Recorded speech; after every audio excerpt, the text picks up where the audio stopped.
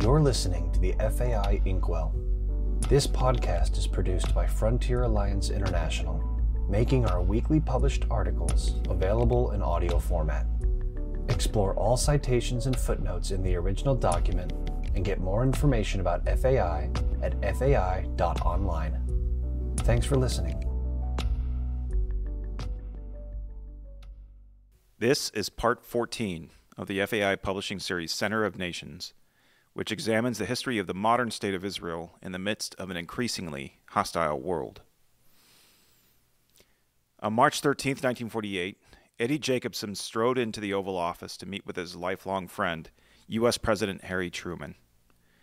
The son of poor Lithuanian Jewish immigrants, Eddie met Truman in Kansas City, Missouri, after his parents moved from New York City in 1905. The two friends served in World War I together, after which they opened a haberdashery business in Kansas City. Even when Truman's political rise led to the White House in 1944, his friend from Missouri would visit him occasionally in his work as a traveling salesman. But Jacobson's visit to Truman in March 1948 had a very specific purpose. Eddie had received a call from Chaim Weizmann, chairman of the World Zionist Organization, pleading with him to appeal to the president on behalf of the Zionist cause.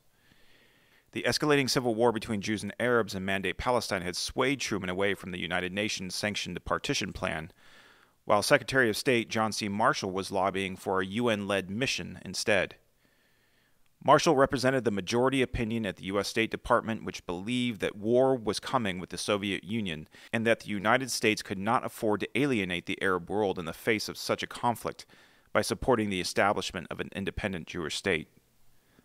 Although Weizmann had requested to meet with Truman, the president had shrugged him off, so he turned instead to the president's childhood friend as a last resort. After exchanging pleasantries, Eddie Jacobson broached the subject of Palestine. Truman reacted with annoyance, but Jacobson persisted, appealing to his friend's presidential hero. Quote, "Your hero is Andrew Jackson. I have a hero too. He's the greatest Jew alive. I'm talking about Chaim Weizmann.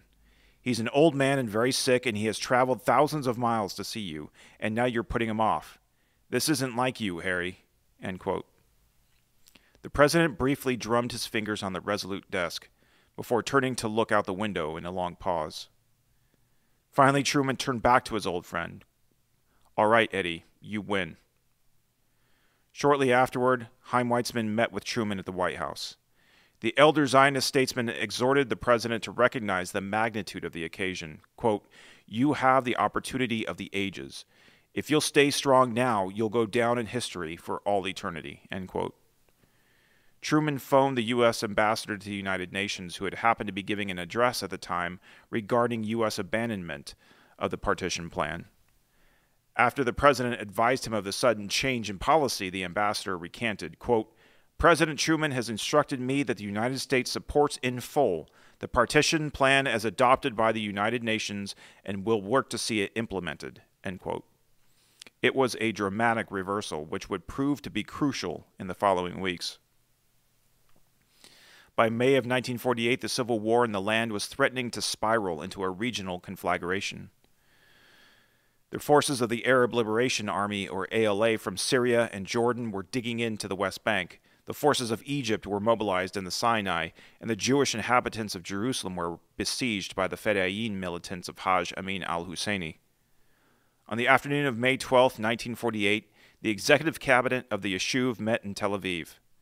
The 10 members of the Menchelet Ha'am, or People's Administration, were gathered to consider whether to adopt a UN truce or whether to adopt a draft declaration of independence. The small body deliberated for 10 hours, prompting senior member Chaim Weizmann to ask, "What are they waiting for, the idiots?" Finally, after midnight on May 13th, the vote was cast for independence by the narrow margin of 6-4, with both Weizmann and David Ben-Gurion voting in favor. One day later, on May 14th, a revision of the draft declaration was presented to the Moetzet Ha'am, the provisional parliament of the Yishuv. There was some debate over borders and references to the Almighty in the document, but it was nonetheless adopted by unanimous vote at 3 p.m. on Friday, May 14th. The British mandate would expire in just 9 hours, and Shabbat was approaching. 25 members of the Moetzet, along with over 200 guests, rushed to the Museum of Tel Aviv, today known as Independence Hall, to convene a formal ceremony at 4 p.m. on May 14th. David Ben-Gurion stood at the podium with the Zionist flag and a portrait of Theodor Herzl behind him, leading the congregation in a rendition of Hatikvah, the Zionist anthem. Afterward, Ben-Gurion read the text of the Declaration of Independence, ending with the exhortation, quote, "Let us accept the founding scroll of the Jewish state by rising." The entire gathering rose and was led in the Shehekianu blessing, recited by Jews for centuries to celebrate occasions of new beginnings. The document was signed first by Ben-Gurion and then by all other members of the Moetzet present, including Golda Meir. Just minutes later, the Shabbat evening ceremony was observed by the Yishuv in an independent Jewish state for the first time in almost 2,000 years. Just after midnight on May 15th, the United States became the first nation to informally recognize the newly established State of Israel, followed by Iran and 14 other nations throughout the world. The Soviet Union was the first nation to formally recognize the nascent Jewish state on May 17th, while the United States and most other Western nations waited to establish diplomatic relations with Israel until after the first Israeli parliamentary elections in January 1949. As the Jewish diaspora celebrated the realization of the Zionist dream on May 15th, the Arab world was preparing to kill the newborn state before it could even stand on its own.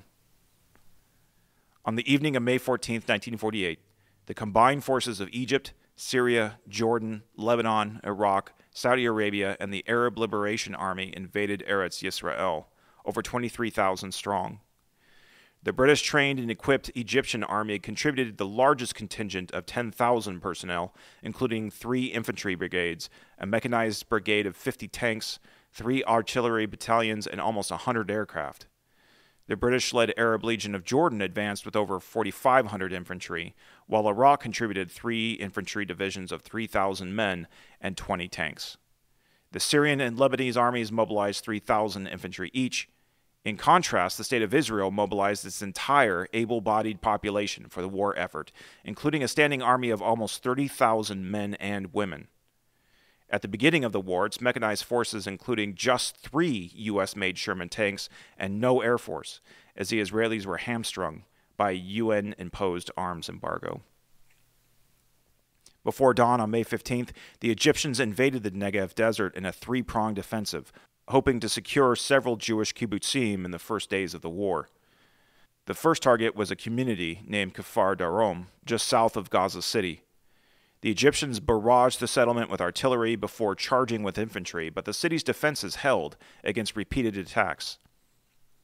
At nearby Nerim settlement, just 40 Jewish defenders held out against 1,000 Egyptian infantry, including artillery and mortar units. Egyptian commanders eventually bypassed both communities. The Egyptians advanced northward until they met stiff resistance from Haganah battalions at Yad Mordecai. Another 5 days of brutal fighting with heavy casualties, the Egyptians managed to break through the lines, but they were forced to entrench at Istud, about 30 kilometers south of Tel Aviv. British-built Egyptian Spitfire jets began bombing Israeli airfields east of Tel Aviv. The situation appeared dire for the Jewish state, but a decisive counterattack would soon turn the tables. By the end of May 1948, the Haganah militia had reorganized into a national army and was renamed the Israeli Defense Forces, or IDF. On May 29th, the IDF launched Operation Pleshet. 4 recently acquired Czech fighters strafed the Egyptian lines at Istud. Although the mission was tactically ineffective, it proved to be a critical morale boost to beleaguered Israeli forces who finally had air support. When IDF warplanes ran out of munitions, they began dropping unopened seltzer bottles on Egyptian lines instead. Sounding like bombs as they whistled through the air, the glass bottles were the kind of unconventional tactic that would become a staple of IDF warfare. 2 IDF battalions of 2,000 men subsequently advanced on the Egyptian lines.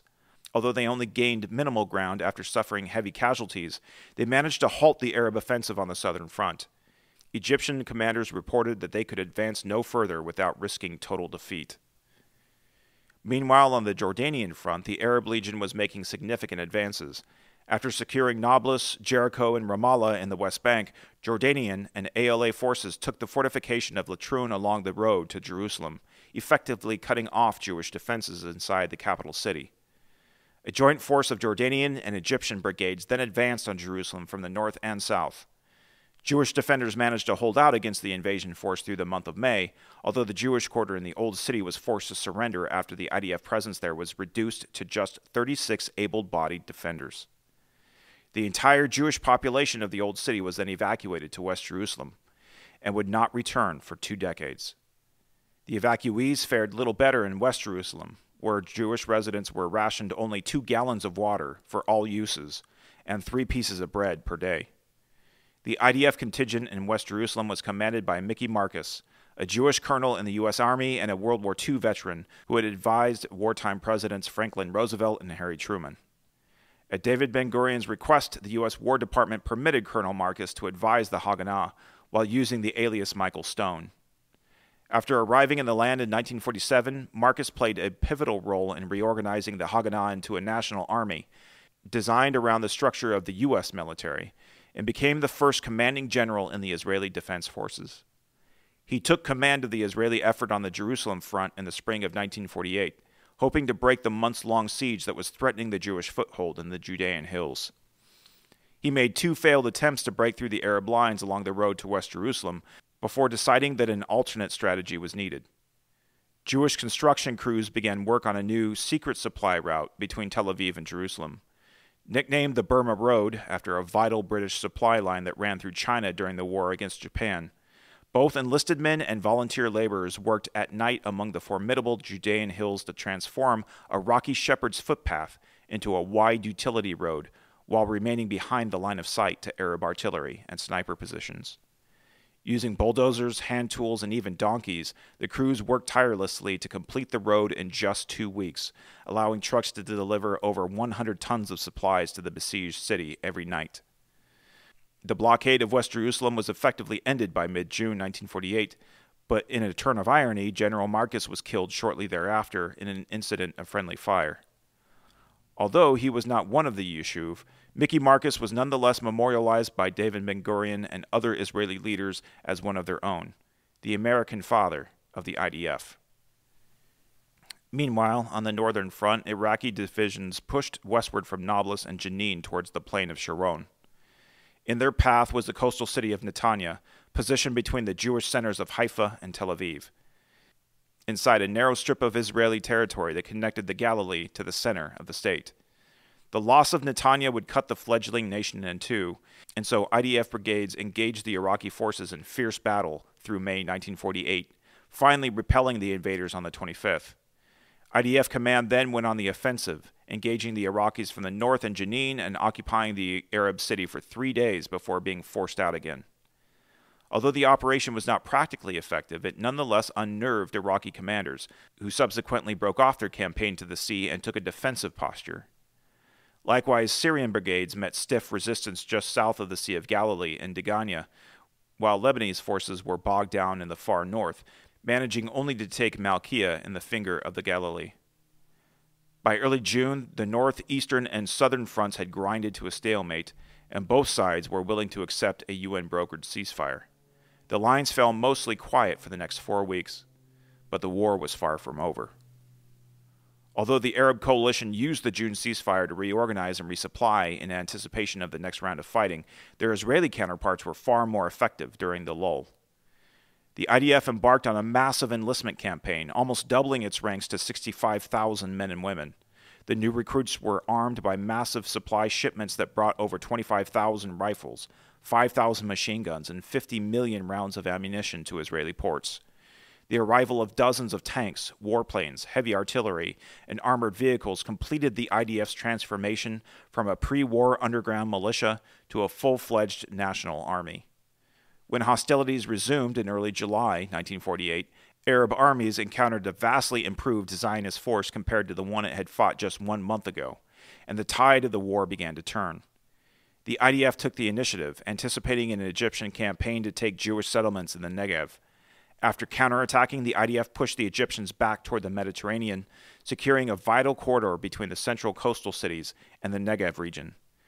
In the north, several Israeli brigades swept Syrian forces out of the lower Galilee, between Haifa Bay and the Sea of Galilee, while IDF forces under the command of Yigal Allon pushed back the formidable Arab Legion along the vital artery between Tel Aviv and Jerusalem.